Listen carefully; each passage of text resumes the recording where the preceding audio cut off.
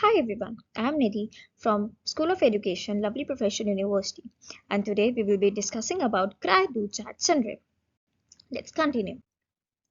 Cry-Do-Chat syndrome is basically a genetic disorder that is caused due to mutation in the genes. Now, what is mutation? Mutation is basically an alternation in the genes that cause some defects in the body. This syndrome is also known as 5p syndrome. The specific region affected is known as 5p. To be specific, the short arm of the chromosome. The location is 5p15.2. This deletion can occur randomly or may be inherited from a parent who carries the chromosomal abnormality.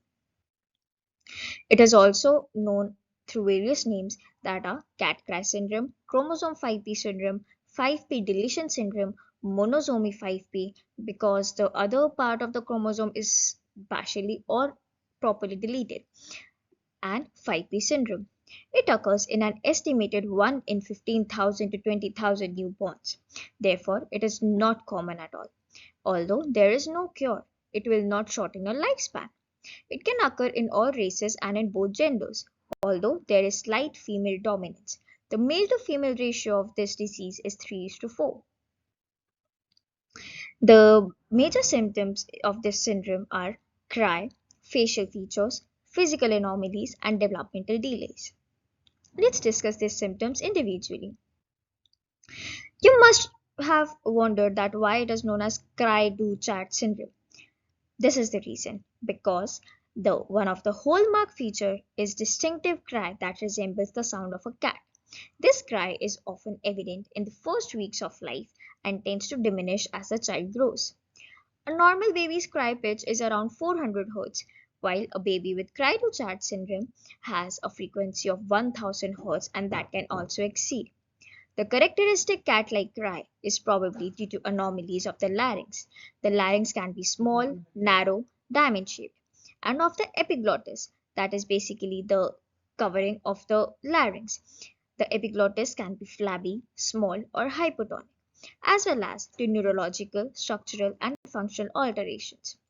Malformations of the cranial base suggest associated anomalies of the brain larynx during embryonal development. The facial features that are evident during this disorder are a round face, a small head, widely spaced eyes that is also known as hypertelorism, a small jaw that is also known as micrognathia, low set ears, low broad nasal ridge. All of these facial features can be observed in the image attached. In some cases, cataract is also observed at a very early age. Now let's discuss about some physical anomalies.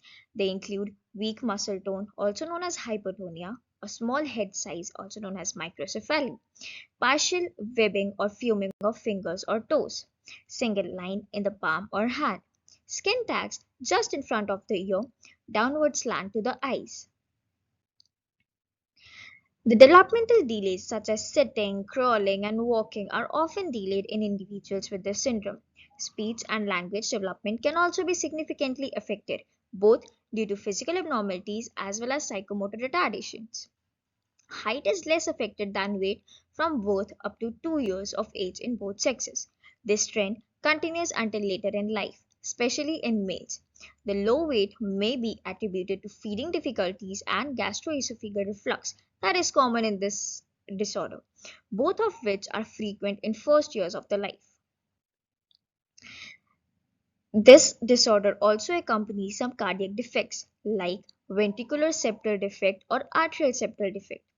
The second most fatal cardiac defect can be patent ductus arteriosus, also known as tetralogy of Fallot. But only 20% patients of Cry-Du-Chat syndrome suffer these heart defects. Talking about the diagnosis, this particular syndrome can be diagnosed through three kinds of tests that include karyotyping.